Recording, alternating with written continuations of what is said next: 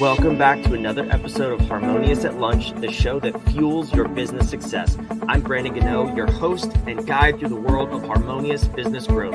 Today, we're unlocking powerful strategies with industry experts to help your business thrive. If you're a business owner, entrepreneur, or executive, you are in the right place. Join me and our incredible guest today on the journey to clarity, growth, and success. It is time to revolutionize your approach to business. Let's dive in with another episode of Harmonious at Lunch. Welcome back. We got some more bite-sized business advice for you, and we are going to nerd out on this episode. It is my favorite topic, obviously, ever. We're talking about how ops and operations can save you and your business. You don't need any other advice on growing your business ever. It's all operations all of the time. And maybe I'm a little biased. Maybe I'm not. Maybe we're both right. I have another fractional COO with me today, Tobey Wyatt. And obviously that's why I'm excited for this episode, because that's what we do too, fractional COOs. And we're totally going to nerd out. She's more nerdy than me. Maybe we'll find out why. Maybe we won't. But Tobey, welcome to the show. Good to have you here. So great to be here. Thank you, Brandon. Okay, so let's unpack this. I called you a nerd. It's not because I'm trying to offend you. You admitted to it. Real quick. Explain to the audience why you are a nerd, a self-proclaimed nerd. Well, so I have to call out the fact that you have the Matrix, in the background. So that is very nerdy, good. But I do think I beat you. So Motherlode, the name of my company, when I was figuring out what I wanted to name it, I thought of cheat codes. The reason is, for me, operations is sort of like the cheat code of a company. And so when a company does it well, they sort of skyrocket above those who are sort of grinding through, dealing with all the operations in poor ways. And so in cheat codes, I went back to Sims 2 that I played over and over again. And the paste on repeat was Motherlode in order to get 1,000 simoleons each time. And I love to just build big houses. So I needed all the money I could get. And so I think I would hit paste until I got to $1 million or 2 million or something. And then, so that's now become the name of my company. And then the hidden gem is that the logo underneath my company is the old up, down, left, right, VA code from, I think even before Nintendo. I think it was Konami. I can't remember who exactly it was from. I always thought it was from Nintendo, but I think it actually predates that. So yes, Tobey is a giant nerd, and we are not ashamed of that, because that's what makes us so awesome. So it's perfect segue though, because the cheat code to business is operations. We are in 100% agreement so far. It is not marketing. No, sit back down, people. It is your operations and how you handle the flow of things that go through your company. And of course, everything that encompasses that. But I want to talk about how you got here, because I always find it interesting. Fractional COO, that's what we both do. Fractional anything, the path to get there is usually very unique and interesting. And I know your history a little bit, so I know it's not just like you woke up one day and you want to be a fractional COO. How did you get to be a fractional COO?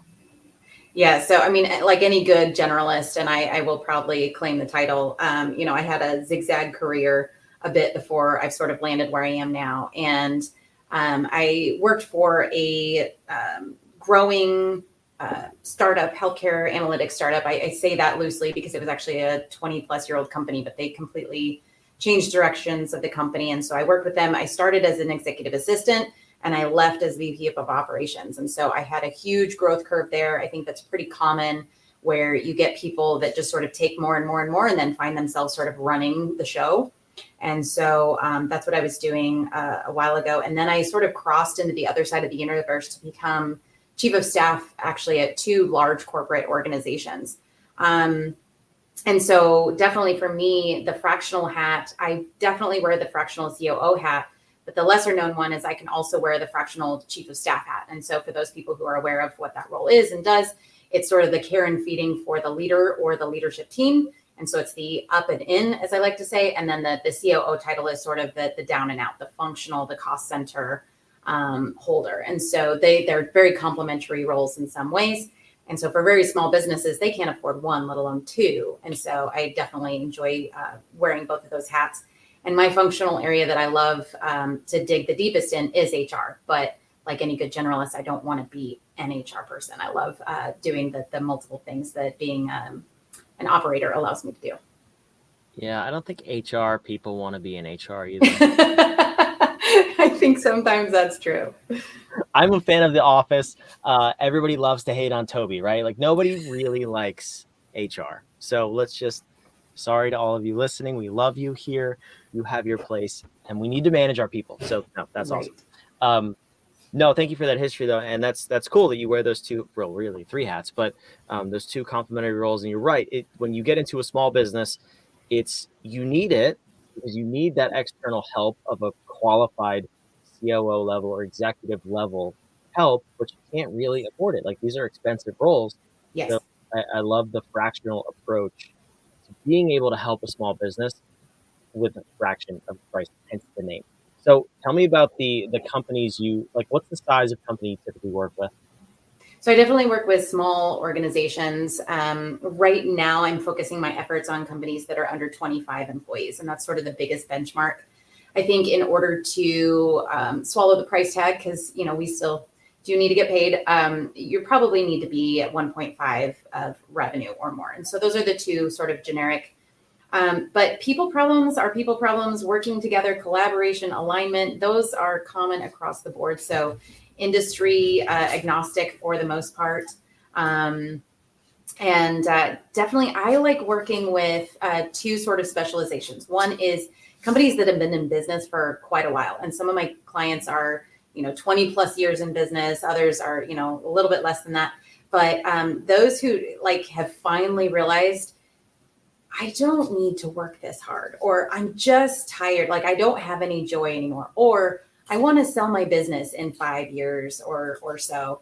And they might have gotten an inclination that their valuation is not going to be nearly what they thought it was if they are integral to the business, if they are sort of the center of everything. And so I can help sort of remove them from the center of everything so they can either go on vacation or sell their business or just get back to what they're good at and passionate about.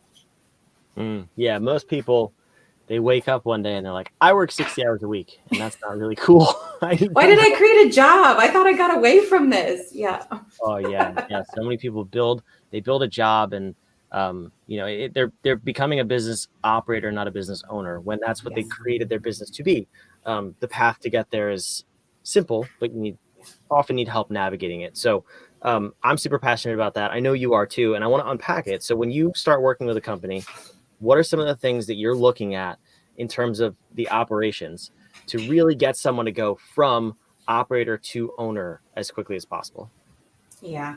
So, I mean, there are 3 things that I'm looking at, and 2 I'll unpack a little bit more. But the first thing has to be communications. I have to look around and see what kind of communications are happening. What's the feel of the communications, right? It's a lot of soft skills sort of evaluation of really understanding what kind of dynamics do you have in the organization? What are the power dynamics? Who are your employees? How do they interact with you? What are their personality types? What are you trying to accomplish? Are you trying to be a fast moving, hard hitting organization? Do you just want to be a really great sort of family, if you will, and all the things that come with just really being people centered and employee centered in your company? And so really just understanding all of that and what are the perspectives from the leadership, and also what is the perspectives all the way down to the individual contributors, because sometimes there is real obvious lack of clarity. And so clarity is one of the first things that I need to establish, because without clarity, all your communications are going to be off. Any system that we build for you isn't going to work. So we've got to establish clarity across the board. What are the role clarities? What are the communication clarities? You have a communication strategy. And so that has to be just fundamental. But that's not easy to say, like, here's a thing to try tomorrow, right? Like it's a lot of really sort of diving in and asking the hard questions and listening very, very carefully to what's happening around. The 2 other things that I think are just absolutely vital are what is the single source of truth for an organization? And I think this is something that I have heard the term being out there, but I don't think it's a broadly recognized term of this single source of truth, or phrase, I guess. And it's, where do you go for the right information? Where do you know that you're going to get the most recent update of whatever it is you're looking for? Where do you know that you're going to get the most accurate and up-to-date and reliable data on something. And so it's a little bit of a misnomer because you could have single sources of truth, but any given thing that I want information on, I should be able to know I go here and this is where I find exactly what I'm looking for. And those have to be updated by somebody. They have to be owned by somebody, right? It's really important to keep that and standardize that. And so I have implemented single source or single sources of truth for almost every organization I've walked into. And then the other thing that I really am passionate about is the fact that task management is actually a way more complicated skill than we give it credit for. And so we need to have some sort of tool, especially when we have collaboration involved. And so we spend so much time in meetings and stuff, making them horribly boring meetings because we're really just trying to pass information that can be literally seen on a screen instantaneously at any time, which would be far more valuable than wasting everybody's time in a meeting. So communication, single source of truth, and task management, whatever that looks like. And it can look like a lot of different things at many different organizations, depending on what they need. Yeah, I think we've all heard of task management. That one's easy. Communication's pretty obvious. When you say single source of truth, I want to unpack that a little bit. Yeah. I'm thinking of the Bible. That's my single source of truth. I don't think that's what we're talking about here. Can you give me an example of what single source of truth would look like in a company? Like what types of software or what that database would look like?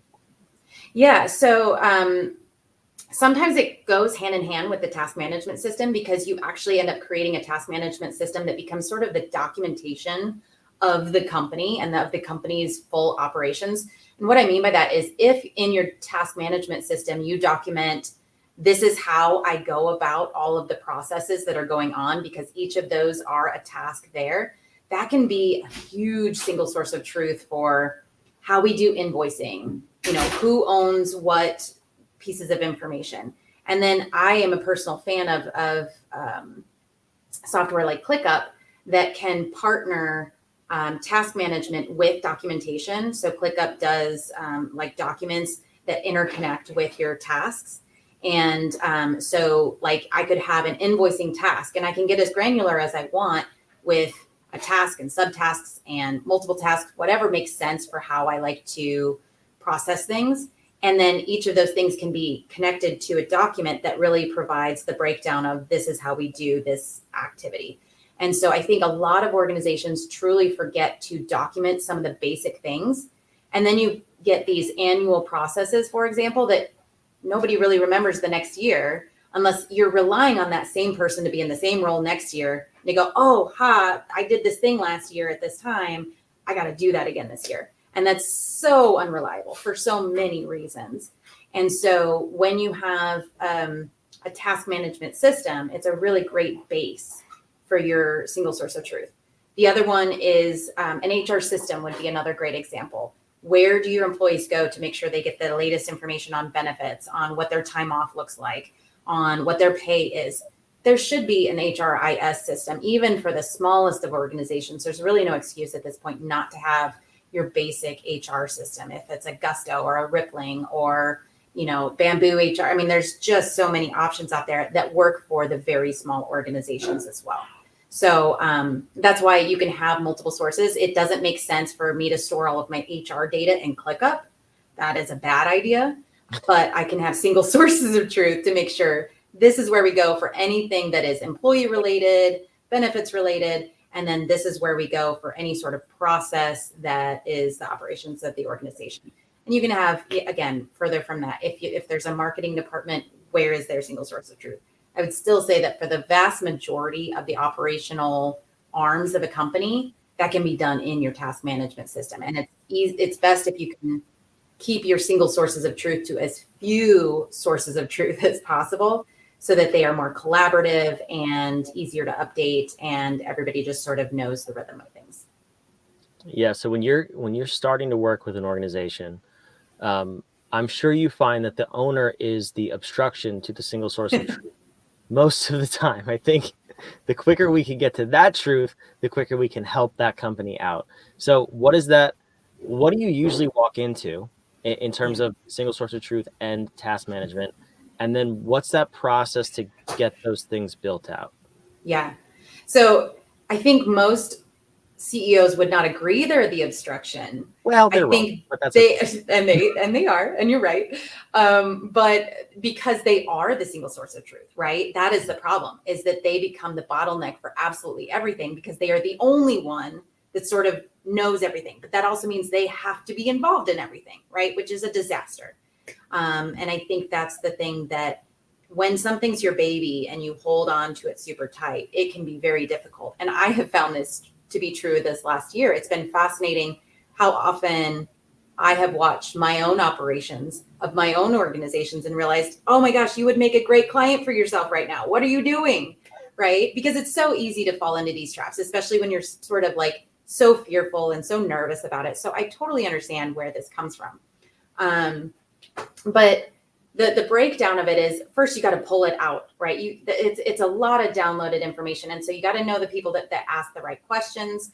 And so this is where an experienced operator really helps, because they know the questions to ask. If you're waiting for sort of a fire to get created to realize you don't have information on something, right, you're now behind the curve and you've created some sort of either risk or cost or something. So you got to pull all that information out. And so somebody who has done a lot of, especially small business operations, knows how to ask the right questions. The other thing that I've seen is sort of death by spreadsheet. And so they're running their organization on like, I don't know, 20, maybe if you're lucky, interconnected spreadsheets, meaning like they somehow know about each other.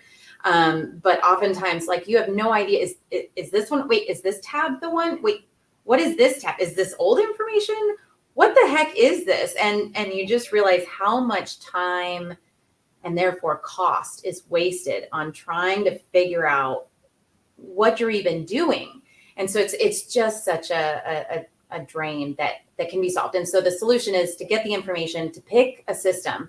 And the way I do that is figure out, how do you like to operate, right? Are you all in Microsoft already? And do you need to be in, I hate Microsoft's project management tool, but is that where you already are? And so you need to stay in there, because that is the simple thing. Do you need an entirely new tool? Do you need a tool that does this and this? And there's tools that do all sorts of aggregation of things. Do you really want to have like a keep notes that's collaborative, right? Like something super basic that's just a list. I don't care what works best, as long as it can be adopted and it's sophisticated enough to solve the problem that you have in front of you. Yeah, it's we always say with our clients, we're software agnostic, because it's got to be what works for you, right. But it also has to balance efficiency. Like, you can't, the 20 spreadsheet thing. I laughed because it's so true. Like, so many people are like, no, it's this piece of paper I have on my desk. This is where I keep my systems.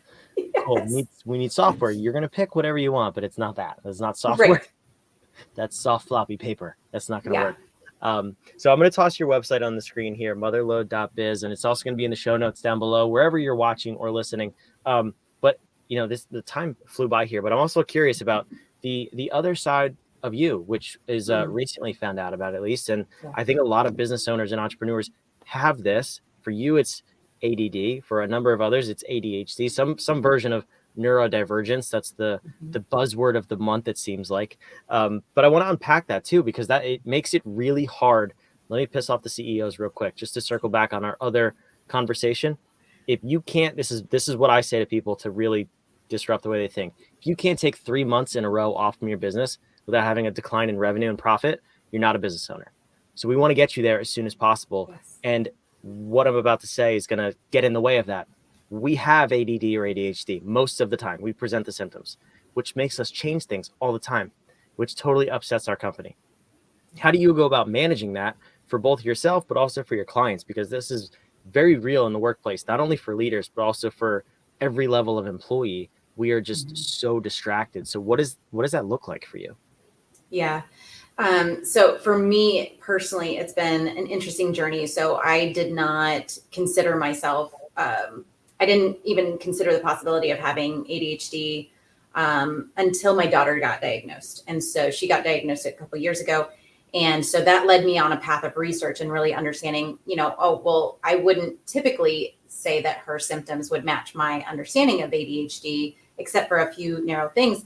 and realizing that even as a trained educator with some special education training, had a very myopic view of what ADHD really was. And so it was really trained on how it presents often in, 8-year-old boys is sort of my only view of what ADHD was. And so as I learned more, I realized more and more how some of this really applied to my life and the struggles that I've had. And, I have accomplished great many things.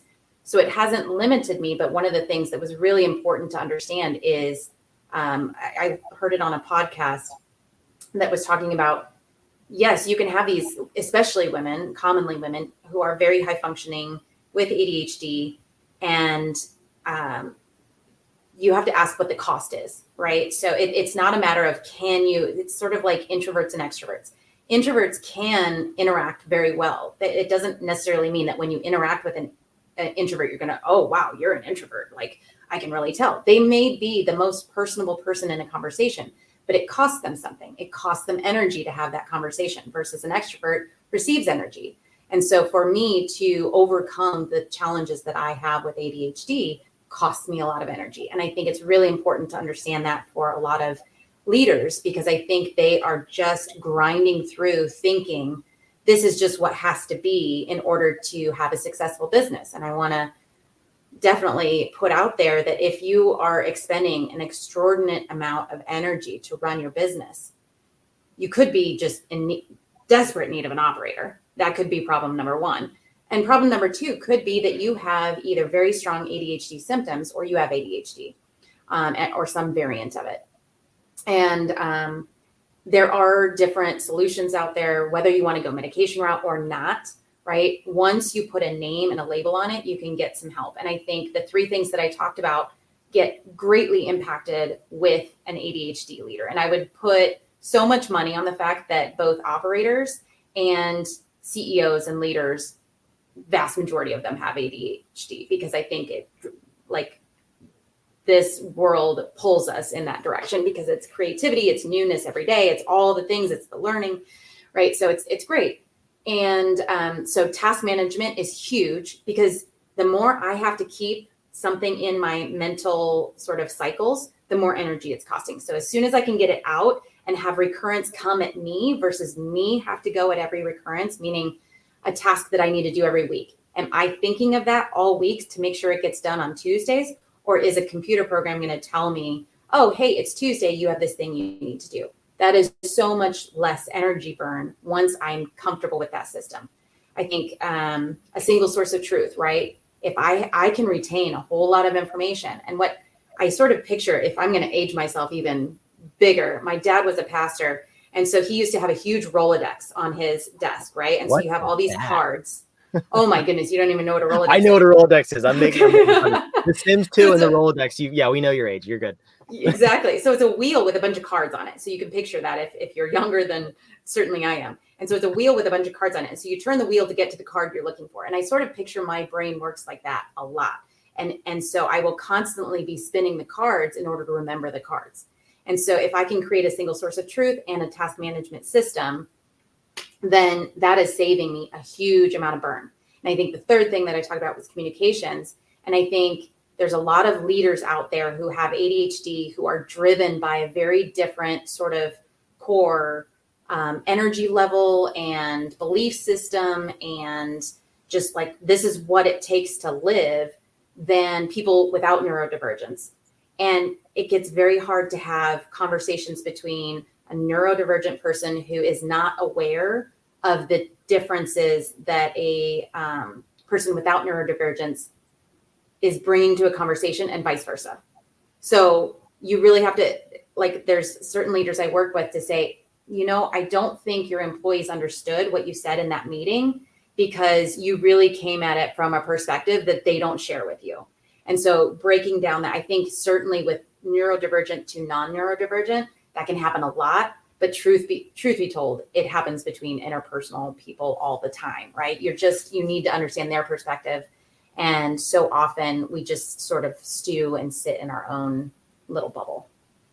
Yeah, I mean, it amplifies everything, I think. Just like you said, I mean, communication is obviously foundational.